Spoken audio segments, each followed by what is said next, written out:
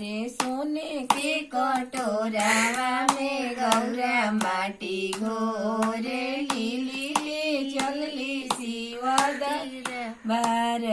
रे सोने के कटोरावा में गौरा माटी घोरे लीली पे चलली शिवदरबार रे शिवदरबार गौराली पहुना पावेली आई गईले ससुरजी नियार रे शिवदरबार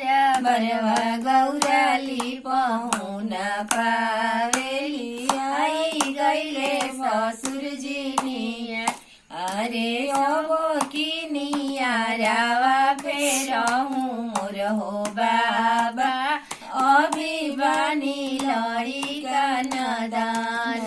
रे अब की नियारावा फेरहूँ मोर हो बाबा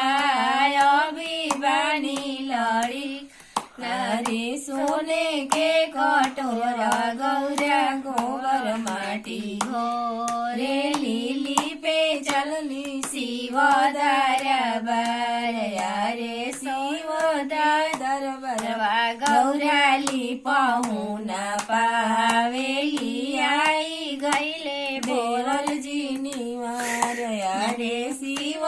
शिवदरबार गौराली पहुना पावेली आई गईले स्वामी जी नियार रे अब की नियारावा धरहूँ मोर हो भैया अब बहिनी लड़का से आन रे अब की नियारावा धरहूँ मोर हो भैया